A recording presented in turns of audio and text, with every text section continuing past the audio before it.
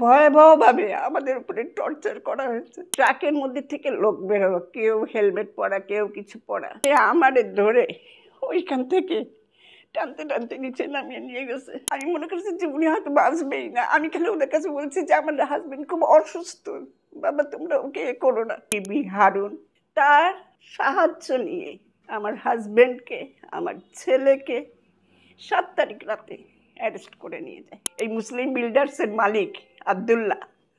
যে তার কাছে এখন কোনো কিছুই ব্যাপার না, সে বাই হুক অর বাই কুক সে আমাদের উপরে টর্চার করতেই থাকবে।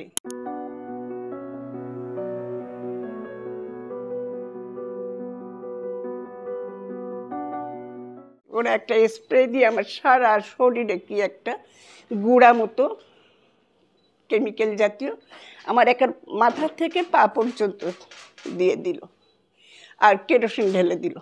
কেরোসিন ঢেলে দিয়ে বলল এক্ষুনি আগুন লাগিয়ে দিব ম্যাচ হাতে, ওদের হাতে একটা ম্যাচ, এবং বলে তারা আগুনটা জ্বালিয়েছে। আমি তাদের কাছে 2 হাত জোর করে বলছি যে বাবা আমি তো গেট খুলে দিচ্ছি, তোমরা আসো, কি চাও। আমি ওদের কাউকে না যেতে মনে করছি যে আমি মেয়ে, আমি সামনে গেলে ওরা হয়তো কিছু করবে না, কিন্তু ওরা আমাকে এইগুলো করলো। রাত্রে 1টার সময় গাড়ি ভরা লোক, তো আমি গেছি নিচে, বলে আপনাকে আমাদের সাথে যেতে হবে। তো কেন ভাই, আপনার কেস আছে? তো চলেন।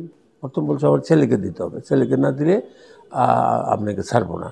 আমি বলছি ছেলেকে আমি দিব না, আমাকে ছাড়াও লাগবে না, আমি নিজেই যাবো। আমার ছেলের বদলে আমি জিতে আমি আমাদের ধাক্কা দিয়ে সরিয়ে দিয়ে উপরে উঠে আসলো। উঠে এসে আমার ছেলের এক দাম করে ধাক্কা দিয়ে ফেলে দিল। ফেলে দিয়ে ওর হাতের থেকে মোবাইলটা নিয়ে নিল। আমার নিচে ভাঙচুর করে একটা গাড়ি ছিল, সেই গাড়িটা ভাঙলো।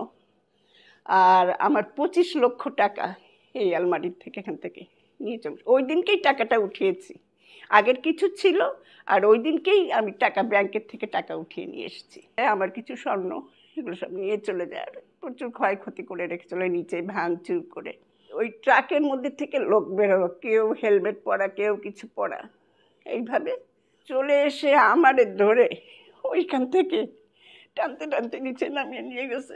সন্ধ্যা 10টার সময় একটা ছিনতাই কেস করে ওই কেসে আমারে অ্যারেস্ট করছে। তা আমি বললাম যে আমাকে অ্যারেস্ট করছেন ভালো কথা, আমাকে থানায় নেন, আমার ডিবি অফিসে কেন?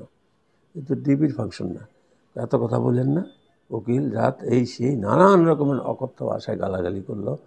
আমাদের একটা গল্প আছে, ওনাদের একটা গল্প আছে, যেটা আমাদের গল্পটা মিলছে না বিধায় আমরা আদালতের কাছে নিজেদের দাবি দেওয়া আত্মসমর্পণ করেছি, এবং আদালতে সেই জিনিসটা বিচারাধীন আছে। আমাদের দুজনকে টানতে টানতে নিয়ে ওই পর্যন্ত, আর অকথ্য ভাষায় গালিগালাজ। ইনি হচ্ছেন বাইপাসের পেশেন্ট, প্রোস্টেটের সমস্যা, ডায়াবেটিস, হাই প্রেশার।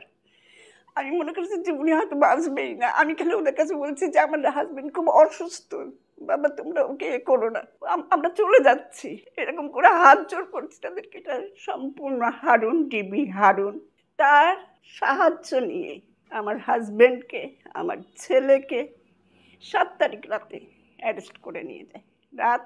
ওকে নিয়ে যায় রাত 1টায়, আর আমার ছেলেকে নিয়ে যায় 4টায় এই বাড়ি থেকেই। আমরা এই যে ঘরটাতে অনেকগুলো দরজা না, এই সব দরজাগুলোকে বন্ধ করে আমরা এই ঘরটার মধ্যে বসে আছি।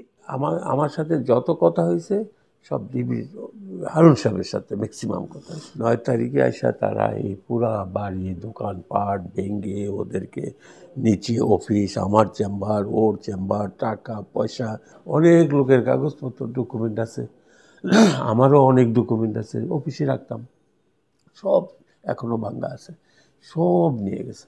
এরে বসাইছে এখানে, আমার বসেছে হারুন এখানে। ওরে বলে তোমার আব্বাকে চাও, জীবনে দেখতে চাও?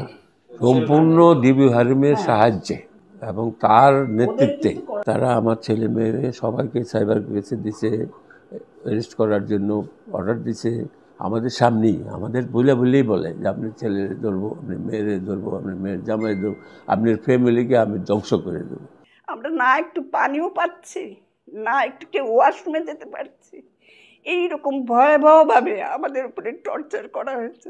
এবং সত্যিকার অর্থে আমি সেই ডিসেম্বর মাস থেকে এই পর্যন্ত সারাক্ষণ ভয় থাকি কখন ওরা আমাদের উপর আক্রমণ চালাবে, কখন আমার ছেলের ক্ষতি করবে, কখন আমার হাজবেন্ডের ক্ষতি করবে, এই ভয়ে আমার জীবনটা যাচ্ছে।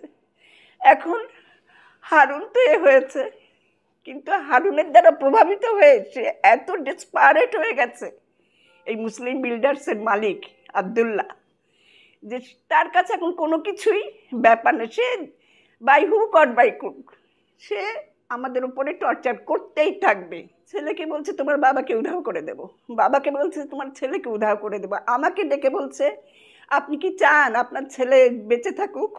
আপনি বলেন তখন কেমন লাগে? আমার বাবা কম্পেনসেশন মামলা করেছেন, তারপরে ওনার যে ডিড করেছেন সেটা ক্যান্সেলেশন করেছেন, পাওয়ার অফ অ্যাটর্নি দিয়েছেন সেটা ক্যান্সেল করেছেন, এগুলো সব কোর্টের মাধ্যমে হয়েছে। কিন্তু এখন ঘটনা যেটা হলো যে ওনারা যেদিন থেকে শর্তাবলী ভঙ্গ করেছেন তারপরের থেকে ওনারা না আমাদেরকে যে টাকা দিয়েছেন সেটা চান, না ওনারা সম্পত্তি চান, না ওনারা চুক্তি প্রবলের মামলা করেছেন, না ওনারা দাবি করেন যে সম্পত্তি ওনাদের। ওনারা শুধু একের পর এক ক্রিমিনাল মামলা দিয়ে গেছেন, নামে বেনামে অহেতুক। উদ্দেশ্য কি? আমার বাবাকে অ্যারেস্ট করানো। মাঝে মাঝে আমার নামেও মামলা দিয়েছে। উদ্দেশ্যটা কি? বাবা ছেলেকে অ্যারেস্ট করানো। এখন আমাকে আর আমার বাবাকে অ্যারেস্ট করালে কি উনি আমাদের জমি পাবেন?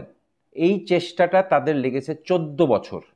2024 সালে এসে তারা হারুন সাহেবের মদদে ওনারা সফল হয়েছেন। এবং ওনারা যে ঘটনা ঘটাচ্ছেন একটাও আইনি কাঠামোর মধ্যে না, আদালতের হুকুমে না। ওনারা রংবাজের মতো এসে বাড়িতে ঢুকছেন, দরজা জানালা ভাঙছেন, আমাদেরকে বের করে দেওয়ার চেষ্টা করছেন।